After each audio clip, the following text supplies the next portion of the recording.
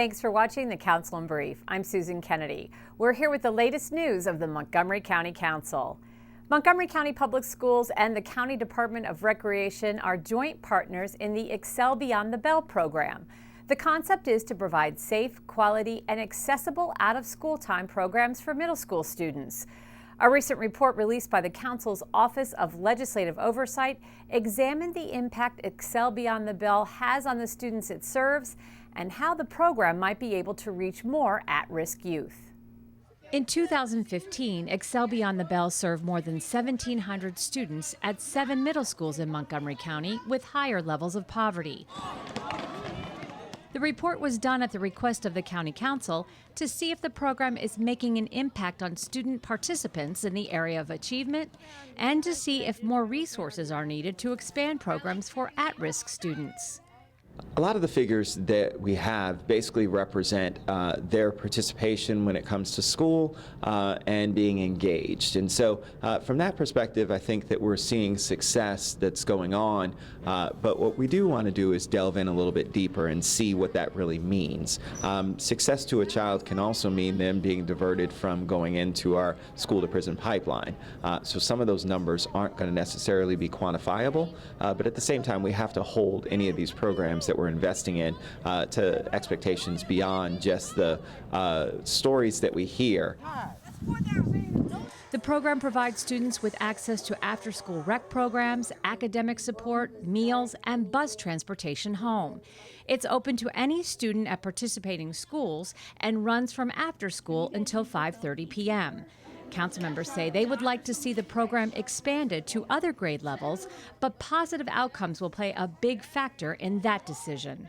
So what we would like to do is to have a robust, scalable initiative for after-school activities, not only in the middle school level, but also in elementary school and also summer programs. But we want to make sure that these are evidence-based programs that have actual outcomes that we can measure so that we can ensure that the investment is really giving us a return.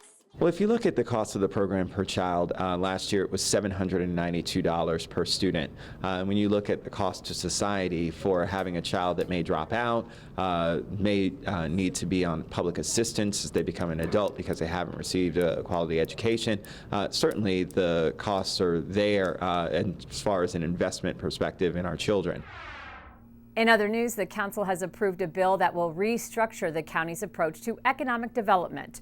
The measure authorizes the Council to designate a nonprofit corporation to serve as the county's lead economic development organization. Council Vice President Nancy Florine told us how this new arrangement will have a positive impact on the county's economy. We're hopeful that we're going to have very clear goals that by which the work will be measured, and it'll be a far more coordinated effort. So it's going to be good for workers, and it's going to be great for employers. A measure that would ensure home buyers in Montgomery County are notified if the home they are about to purchase contains high levels of radon will be the topic of an upcoming council work session. Council members Craig Rice and Sidney Katz are sponsors of the legislation, and they say the bill is designed to protect residents from this invisible health risk. We found out radon is actually the second leading cause of lung cancer, only to smoking. And so the Surgeon General, folks in the U.S. EPA have all said that this is something that's extremely important for us to educate our population on. What we decided is to take this to another level and say that in the transaction of home sales, that we can actually find out whether or not a lot of these places to where we're seeing high levels of radon can be tested, and we can actually remediate. The key is that people need to know. No one wants this to be difficult. We want this to be safe.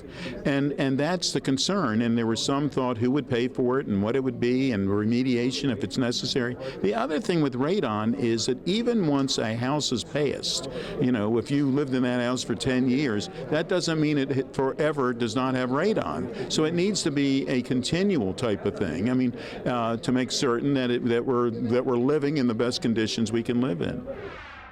Well, that does it for this edition of the Council in Brief. For County Cable Montgomery, I'm Susan Kennedy. Thanks for watching.